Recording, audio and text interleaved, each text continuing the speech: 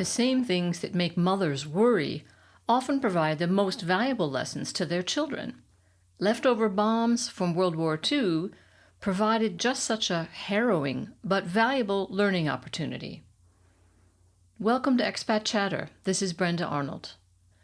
One of the punctuality challenges to the Munich train system, as noted in last week's post, is unexploded bombs buried in the ground. Yes, you heard that correctly. There are so many bombs in the ground that when one is found, rather than panicking, passengers simply groan, "Oh no, not another one," and just hope that the trains are not delayed too much. Because once detected, the whole system is thrown into a tizzy. Woe to those who are on their way to have an emergency appendectomy, get married, catch a flight, or in my daughter's case, are en route to school. On 2 occasions, discoveries of bombs put my 10-year-old daughter's troubleshooting skills and my nerves to the test. She regularly took the S-Bahn train alone to school, as the trip required no changes and was easy, except for the day they found a bomb. I'm in the middle of a shower when the phone rings. I rush to answer it, and standing dripping wet and naked in the hallway, I see my daughter's number on the display.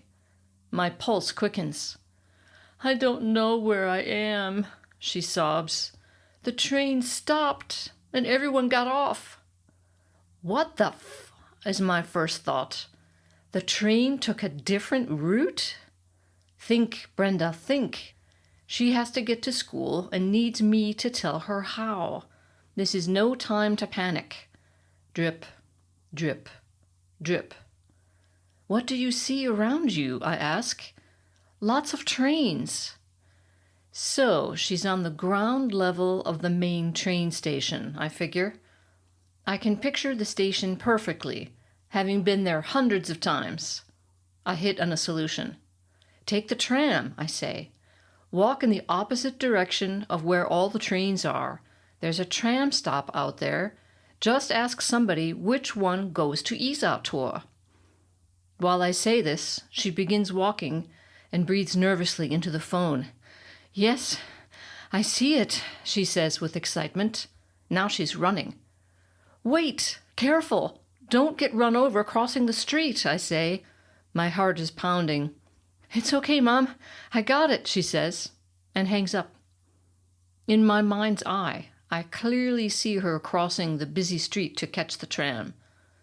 The only thing I can do now is to have faith in all those years of teaching her how to cross a street safely. Yet while this experience nearly gave me a heart attack, it had the opposite effect on my daughter. Sauntering through the door at the end of the day, she casually mentioned how it worked out fine with the tram. No problem. She had not only fully recovered from her panic, she had also clearly enjoyed what to her was in the end an adventure. At least she's learned how to deal with that sort of situation, I figure. But the "I almost got blown up on my way to school" saga continues. Another day, it was the return trip that had a surprise in store. She would normally arrive home at about 4:30 p.m., but that day it was already 5:30 with no sign of her. Her cell phone goes straight to voicemail, and while leaving a 3rd and 4th message gives me a vague sense that I'm doing something, it is futile. Not knowing what to do, I'm completely distraught. My thoughts run wild. Should I call the police? What's it like to lose a child? Would anyone from my family in the U.S. come to the funeral? Just as I'm about to fall off the cliff of despair, she comes sailing through the door at 6 p.m.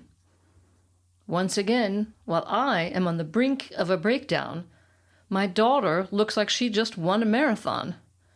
Turns out that isn't too far from the truth. "Where have you been?"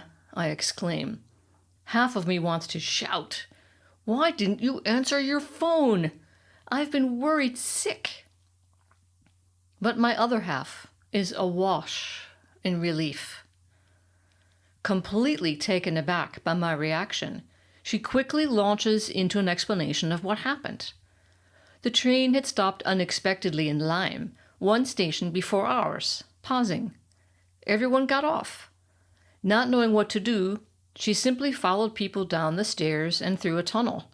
Reaching the street, she saw a sign that said pausing, which she followed home.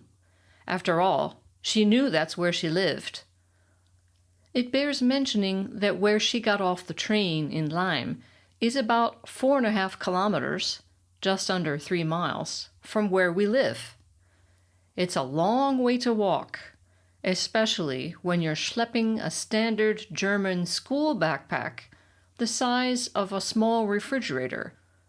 Only a slight exaggeration, I assure you.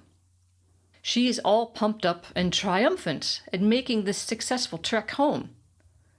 While my hand hovered over the phone, ready to call up the Army, Navy, and Air Force to go looking for her, and I would have called, believe me, I just didn't know the numbers, she was jauntily walking past the McDonald's, car wash, and ski store, all familiar landmarks that told her she was on the right track, or road in this case.